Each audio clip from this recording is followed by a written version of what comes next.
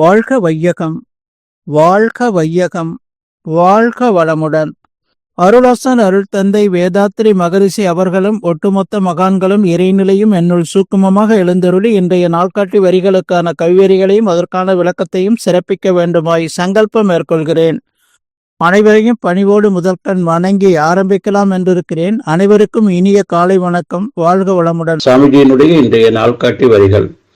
உடல், குடும்பம், சுற்றம், ஊரார், உலகோர் காற்றும் கடமை முறையே முக்கியம். கெடாமலும் பார், ஒன்றினால் மற்றொன்று என்று சாமிஜி நமக்கு இந்த நாள்காட்டி வரிகள் கொடுத்திருக்காங்க. இதற்கான கவிதை வரிகள். பெற்றோர்கள், குரு, அரசர், தெய்வம் ஐவர் பெரும் மதிப்பை உணர்ந்தறிவால் வழங்கி நலம் காண்போம்.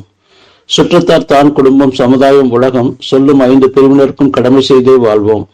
நற்றவுமாய் உயிருணர்ந்து நாடி நின்று மனதை நல்முறையில் சீரமைத்து ஒழுக்க வழி வாழ்வோம்.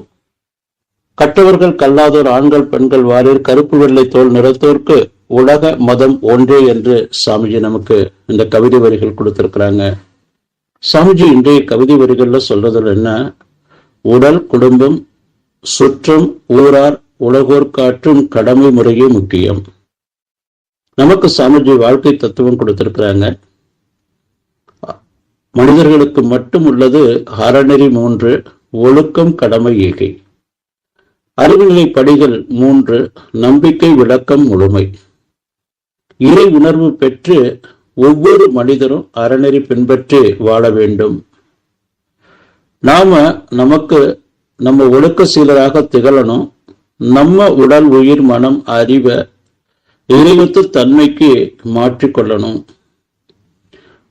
நாம முழுமைப்படுத்தி கொண்டா நம்ம உடல் நலம், மன அமைதி, அறிவு தெளிவு, உயிர்சக்தி திரிவு இருந்தது அப்படின்னு சொன்னா நாம சிறப்பாக குடும்பம், சுற்றம், ஊர், உலகோர்க்கு செய்யக்கூடிய ஒவ்வொரு செயல்களும் தனக்கும் பிறருக்கும் தற்காலத்திலும் பிற்காலத்திலும் உடலுக்கு உயிருக்கும் நன்மை தரத்தக்க இறையொத்த தன்மையான அன்பும் கருணையுமான எண்ணம், சொல், செயல் நமக்குள்ள குடிகொள்ளும். இதை நாம புரிந்து கொள்ளணும்.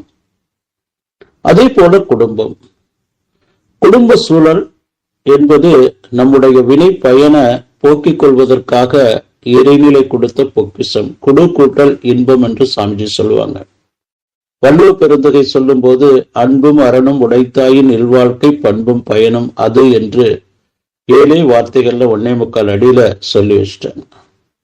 நாம புரிந்து கொள்ள வேண்டியது என்ன? நம்ம குடும்பத்துல ஒவ்வொரு மைக்ரோ செகண்டும் குடும்ப உறுப்பினர்களோட விட்டு கொடுத்து சகிப்புத்தன்மையோடு தியாகியாக சமநோக்கோடு வாழக்கூடிய அந்த ஒரு பண்பாட்டை நாம வளர்த்து கொள்ளணும். நம்மளை விட மொத்தவங்களை நாம மதிக்கணும், வணங்கணும். அதே போல குடும்பத்துல உள்ள நம்மளை விட இளைஞர்கள், நம் குழந்தைகளாக இருந்தாலும் நம்முடைய சகோதர சகோதரிகளாக இருந்தாலும் அவர்கள் சொல்றதையும் நாம நல்லா உன்னிப்பாக கவனித்து அவர்கள்ட்ட இருக்கக்கூடிய நல்லதை நாம எடுத்துக்கொள்ளணும். தேவையில்லாத மன்னிச்சு மறந்துட்டு வேலை பார்க்கணும். ஒவ்வொருத்தரும் நாம பொருள் ஈற்றோம், அதை நாம செலவு செய்யறோம், சேமிப்பிக்கணும், பிறருக்கு ஈர்ந்து வாழணும்.